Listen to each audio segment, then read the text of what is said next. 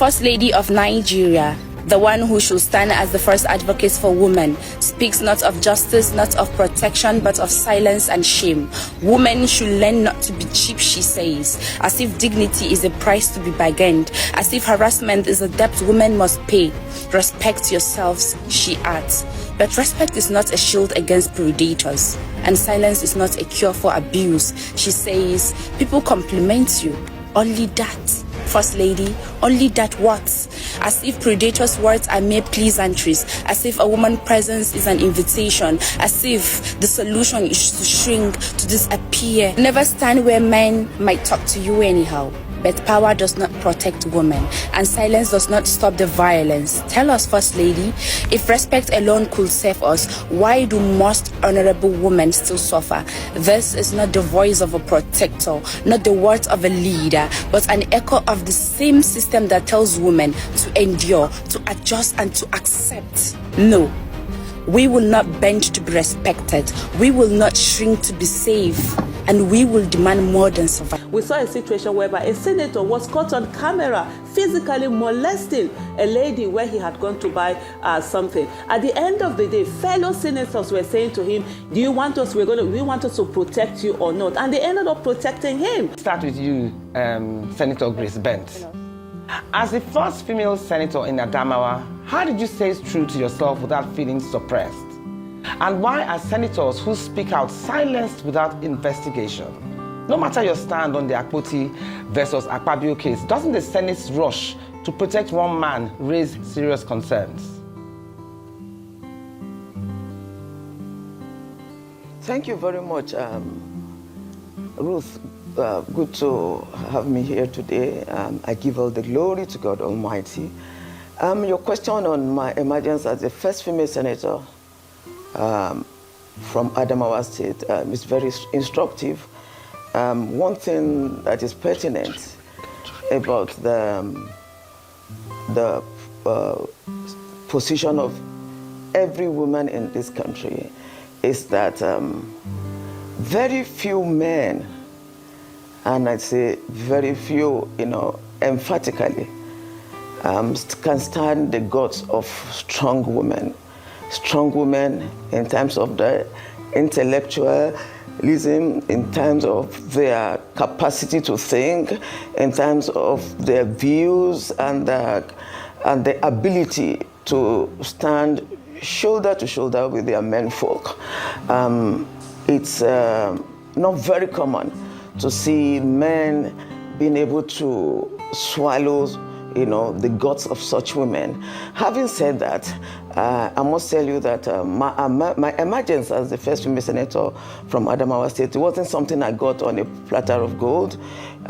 It was a keenly contested election. Of course, it's not to say that before me, other women were not giving it shots to try to contest for elective offices. But by the help of God and the awareness that came on the people, especially the Adamawa Southern Senatorial District, which is my own constituency, made it a lot easy for me to, really succeed as the first female senator to represent them at the apex lawmaking body. I am working on my memoir now to help assist other upcoming women who are in the same shoes as I am. You must understand the peculiarity of my own history. I am married to a man from the Bachamai extraction in Adamawa State.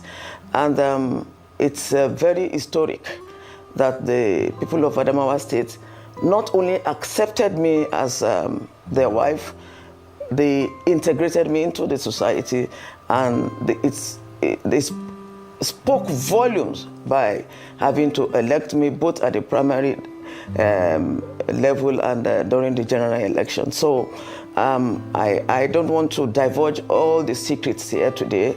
When my book is ready, you will read a lot from that. Having said that, today is the International Women's Day, and it's very, very historic. And the theme for this year, I think, is called the accelerated action.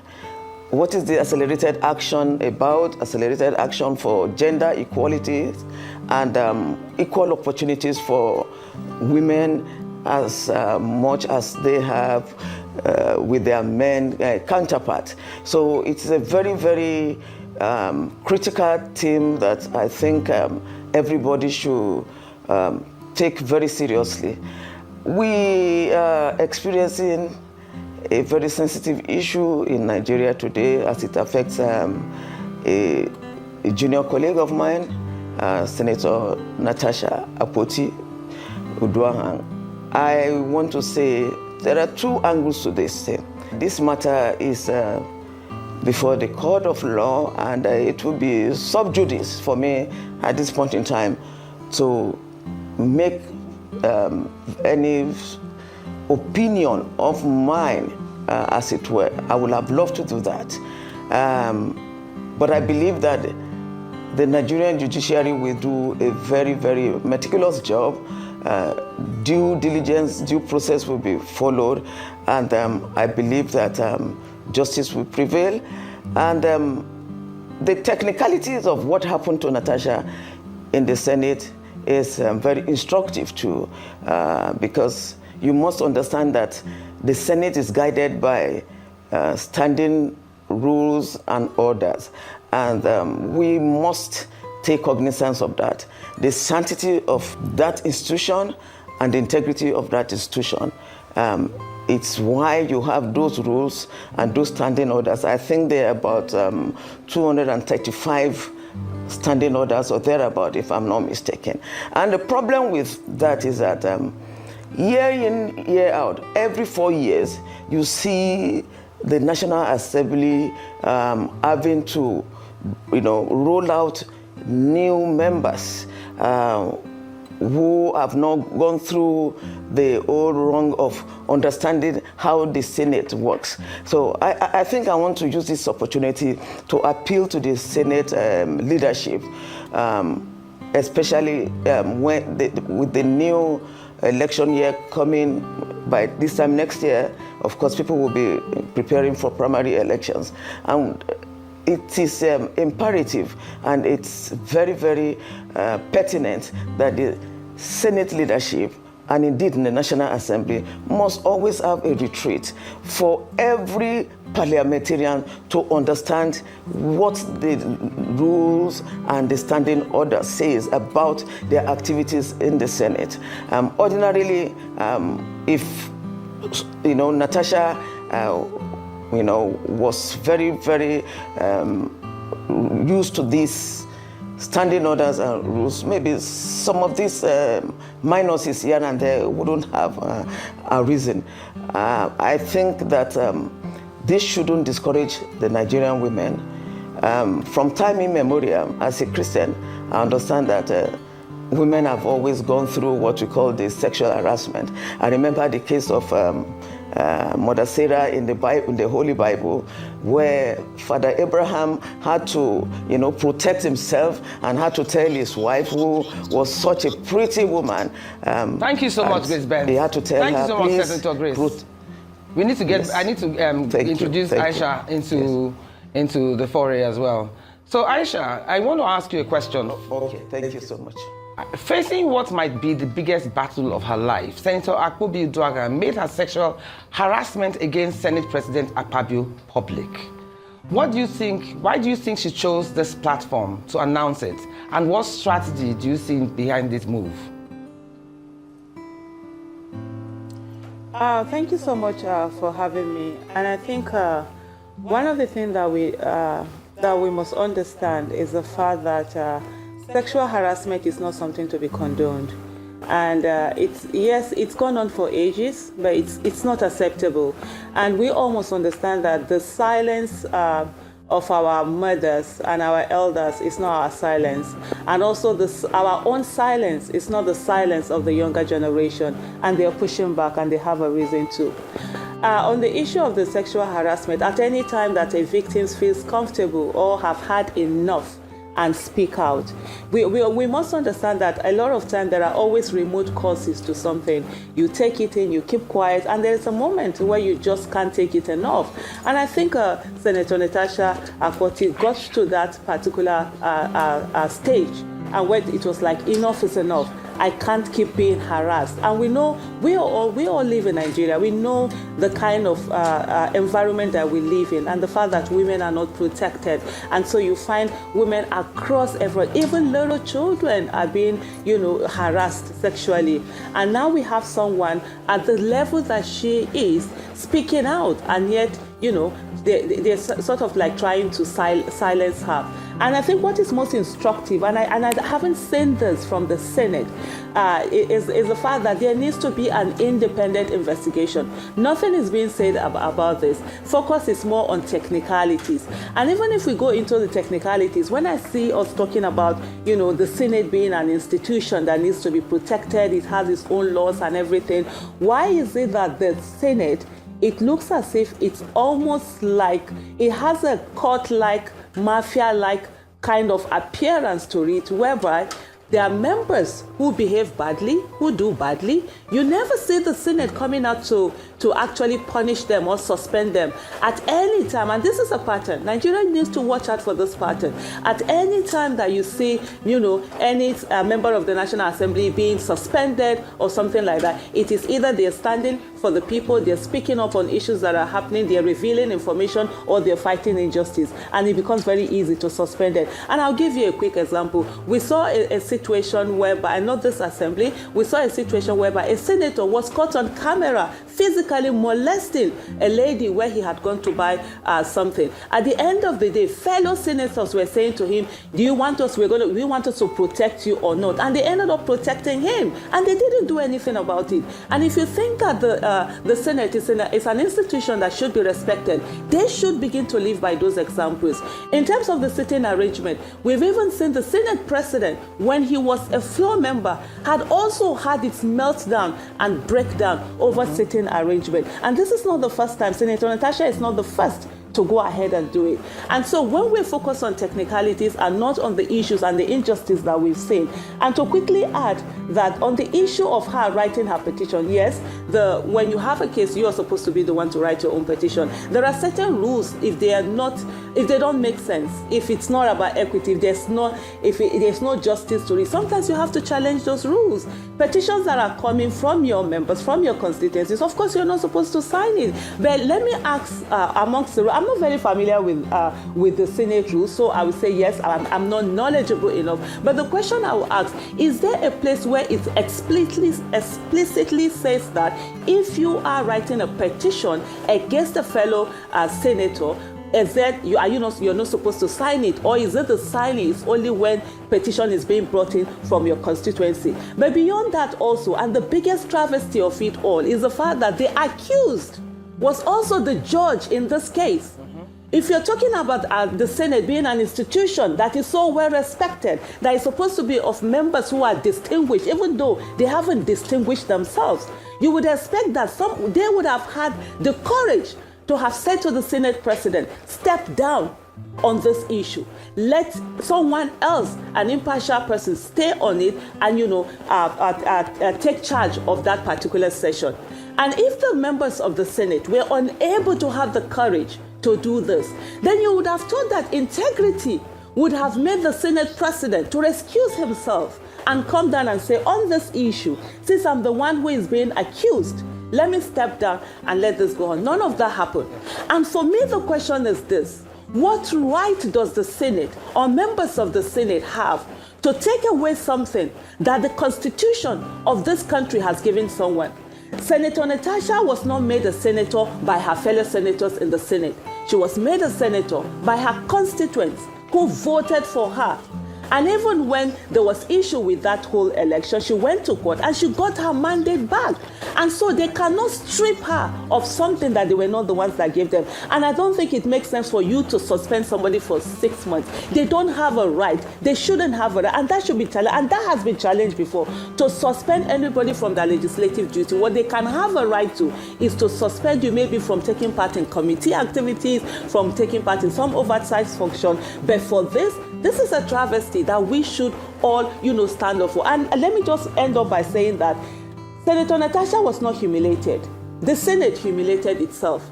It shows that it's full of men and women who don't have courage, who do not understand that they are all first among equals, and that they were sent in by their citizens, and their allegiance is supposed to be to the Constitution, to Nigeria, and to their constituents. They decided that they were going to bow their heads and do nothing when they saw injustice being done. And I will end with Senator Natasha's words. This injustice will not be sustained, and this will be the beginning that will lead to a shift in this country by the grace of God. That's a very interesting, powerful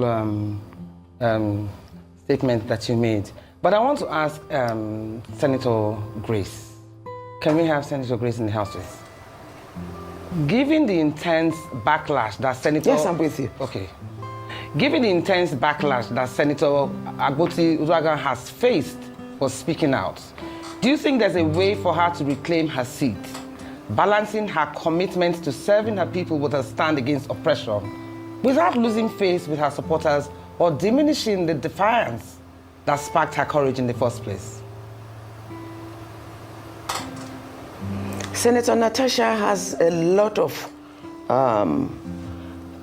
opportunities and a lot of things going for her on this matter.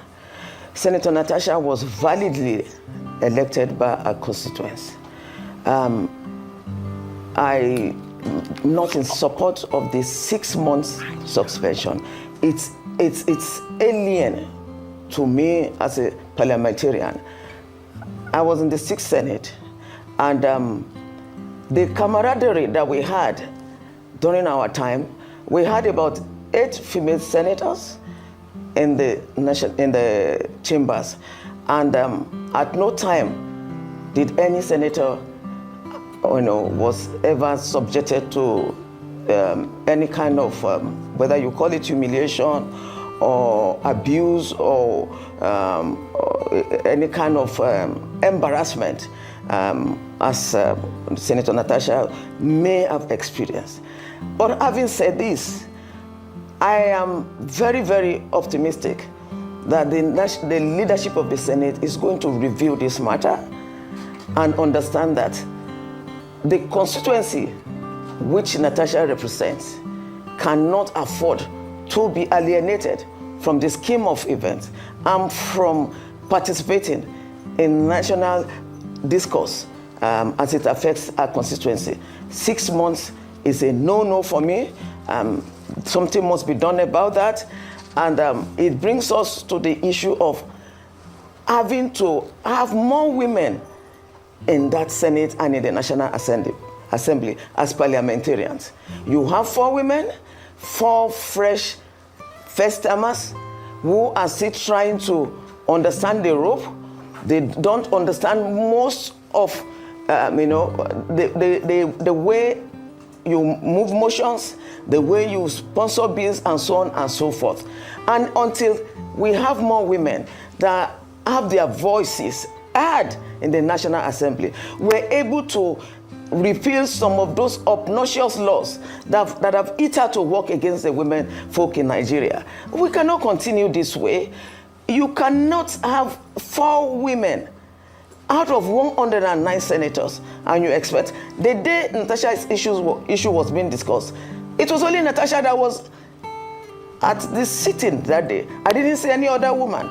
Probably if the other female senators had come to the Senate, 1 or 2 of them may have been able to, speak reason to some of our male counterparts for them to understand where Natasha is coming from. But having said this, the International Women's Day today is very, very instructive for us.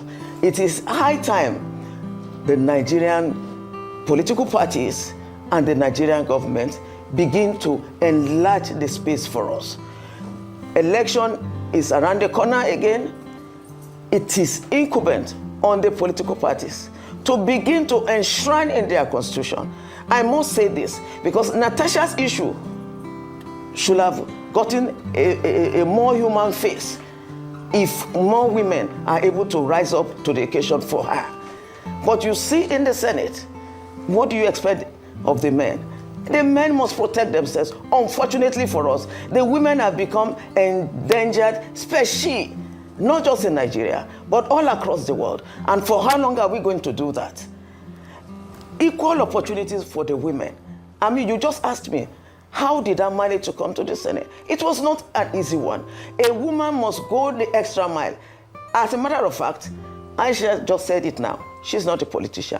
What a female politician goes through can better be imagined than said. But I believe that if you separate these two issues that is before us on Natasha's issue, the technical aspect, which is about the sanctity of the institution, and then the allegation by Natasha, you'll be able to have a more balanced and a more robust and objective consideration and analysis of this matter. But I believe that Nigerian women must rise up to the occasion. We cannot be speaking outside of the Senate. We cannot be speaking outside of the parliament. You must have your voice heard there. You must be able to rise up. You must have the capacity to debate robustly and protect the interests of the women folk in this country. You cannot look at so many bills that were thrown out. The Equal Opportunity Bill was thrown out. I recall Dr. Mrs. Aisha Buhari and the former Minister of Women Affairs led a group of women to lobby the men when those bills were to be passed. And with all those lobbying, it ended up being thrown into the trash bin. How long are we going to do that? So the political parties must stop playing lip service to the issue of women participation in politics in Nigeria. It is not about promising us 35% affirmative action, which has not been realizable, which has always become a routine. It has become a rhetoric thing.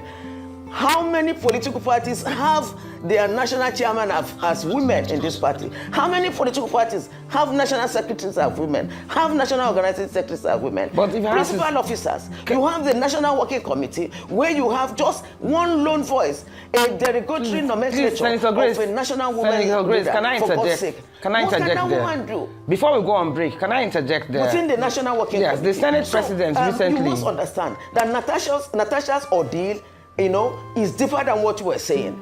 The voice of the women can only be heard where they are real parliamentarians, where the women can push and Senator Grace, bills Senator Grace, I have to draw this attention. I have to interrupt there before we go on break. That have suppressed us. Senator We're Grace, not doing any competition. Before I go on break, I'm a married woman. I've lived with my husband for more than 3 decades. My being a senator or by being in a political office has not changed who I am. My husband has supported me. It is high time for our male politicians to understand that they have daughters and they wish that their daughters should at least get to the pinnacle of whatever chosen career they want to. Okay, if you don't protect your daughters, your wives, your sisters, for God's sake, how can you protect Natasha?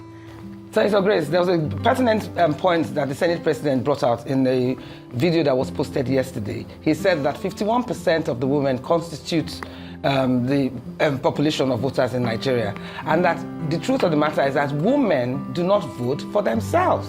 And he asked the pertinent question, why is that the case? Why don't women vote for themselves, considering that the amount of voters, they constitute 51%? Throw a question at Aisha. So can we have Aisha in the house, please? Now, Aisha, after Senator Akpabio accused the Senate President of harassment and sued him for 100 billion, his wife publicly defended him and countersued Natasha for 250 billion. In response, Senator Natasha advised the Senate President's wife, to stay out of Senate affairs. We then saw public displays of affection between the warring couples, sealed with a kiss, which raises a very complex question. When powerful figures face harassment claims and spouses are drawn into the crossfire, how should they balance their loyalty with the risk of public humiliation? What advice would you give to spouses or partners caught in such crossfire? So for me, I really am surprised at the fact that the show of affection, a kiss, would cause such national conversation. I kiss my husband all the time, even when we're in public. It's a normal day. So, hi, babe, I love you, and all of that. But having said that is to say, one of the things that we found is, I have a friend who called them gender traitors. It's that a lot of women are ready to defend their either spouses or someone related to them when it comes to sexual harassment. It's almost as if they want to defend the perpetrators. And one of the things also we cannot take away is the conditioning that we've had as women of this country, right from a very young age. I mean, this whole conversation has thrown a lot out. There is a girl who on Twitter did talk about the fact that how she was being harassed by a boy, and she reported her to her teacher, and guess who was punished? She was the one that was punished. That was said she must have done something to have attracted it. So even in the case of harassment, all throughout the generation, we've had women being punished for just the, and then even up to now, you hear questions like, what was she wearing? What were they doing there? What were they doing this thing? And so most spouses think that they have to defend. And so the first thing is to come out and do everything, even when they actually know that their spouses are guilty, even when they know that their spouses are serial perpetrators, they continue to defend. And for some of them, that's their only way. They have to defend, otherwise they will not be victims of one thing or the other.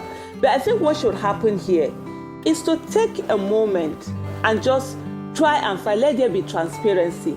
Nobody is saying that you shouldn't support your spouse. I mean, your first reaction probably will be to support your spouse, but you must also engage in a manner that shows that you're more for justice and not just for shaming someone or shutting down someone. So that whole thing about coming out to say that, oh, she has gone to court, she has sued on the fact that her own rights were infringed upon, and I'm thinking, this is what the courts will usually call a busybody. What are you doing there? How are you the one? You're not the one who was accused. How are you the one coming out? But the only thing I see there is maybe a tactics of going to court and sort of like gagging, Senator Natasha. I think one of the things that I saw there in terms of what they put out was that she should stop granting interviews. So now, everything will be like, oh, it's in the court. And so that could be a tactic that is used there. And I think one of the things is that this whole, not just even spouses that do this, either families, friends, and sometimes some gender where they feel that they have to gang up and protect the perpetrators. We should stop it. This is what we do in Nigeria. Most times we vilify the victim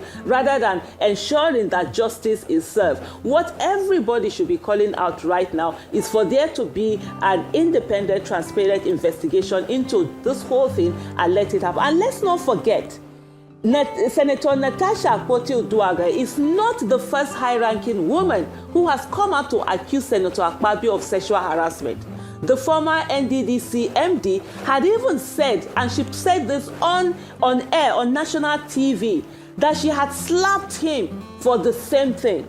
And so there's a pattern, that is out there. But what we must be interested in is the fact that let there be investigation, because now this is a very serious issue. We are talking about millions of victims out there that are going to be gagged, and millions of perpetrators that are going to be emboldened to continue their, harassment, sexual harassment, knowing fully well that they have a playing field where they can do whatever it is that they need to do. And the courts also, I think there was an injunction also that the Senate did not listen to. The Nigerian judiciary should stand up and be as the judiciary is supposed to be. They should be the last resort of the common man and stop being the plaything of corrupt politicians. As it is now, right now, they've lost the value that they hold in the system. Nobody trusts trust them. Nobody thinks they're going to get justice out of there. You've seen a lot of time where it's almost as if you get, it's entrepreneurship where people can go around buying the kind of justice or the kind of injunction that they want, where you are seeing some people are being known to be the people who wield the iron hand when it comes to the judiciary. So the judiciary should stand up and occupy its space and actually be the last resort of the common man. Because if you don't have justice, we can never have peace. And that's what is happening in Nigeria, where a lot of people have lost hope in the judiciary, in the justice system, where there's no rule of law, and they're taking the laws into their hands. These are things that we should not, allow in our country. Thank you so much, Aisha. Can we please have Senator Grace Bent in the house? Senator Grace Bent, remember the last question I asked you, which is where the Senate President publicly said that women constitute 51% of the voting population, but that doesn't reflect in the political positions that we get, and that this is the reflection that women do not vote for each other. Now, I want to just pose that question, that statement with my second question for you, which is, why are women empowered judged more harshly than men, from their appearance to their personal lives? The notion that also the notion that all successful women sleep their way to the top is not only unfair, but infuriating for those who actually work relentlessly, like yourself, to shatter that myth. So in a system that still suppresses female ambition, what does this stigma explain about why men, how does this stigma now explain why men are sometimes hesitant to support their wives into entering a foray like politics? Thank you very much. One thing that is very gratifying about the Senate President's pronouncement yesterday was the fact that he identified, and justifiably so, that the women constitute over 50% of the voting population. There's no doubt about that. And a lot of times you hear the men say, "Oh, women, you don't support one another, you are always going to, pull each other down," and so on and so. The bottom line is, yes, we've had, cases of women not standing by one another or by each other, and this is a problem of our mindset before the advent of women actually coming out to run political offices. The men have always dominated the scene.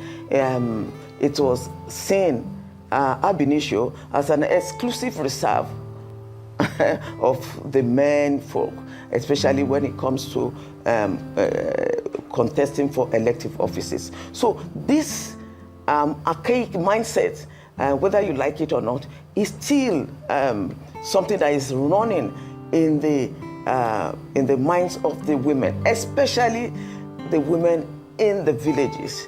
You see there's so much illiteracy. The electorates have not come to terms with the reality that women, there's a paradigm shift and more women are beginning to come out. So there's a lot of work to be done by women ourselves. And this can only be done by women who are ready to mentor other women. But what about this? We go to the electorates. What about this? What about this presumption that a lot of women? Sorry to cut in. What about this presumption that a lot of successful women, yes, please, are believed to have swept their way to the top, and even some other women accuse such women of that? What about this wrong perception or unfair perception? They did what? What about this unfair perception that most women who are successful have slept their way to the top? Yes. There's that perception out there, which is unfair for women who have actually worked hard to get to where they are at. Is this also a deterrent in our growth as women, collectively? One thing you must understand, that this bandwagon fallacy of a statement has always been a conspiracy theory which was etched by the men political elites, and it's just to discourage the women. And I've used myself as an example.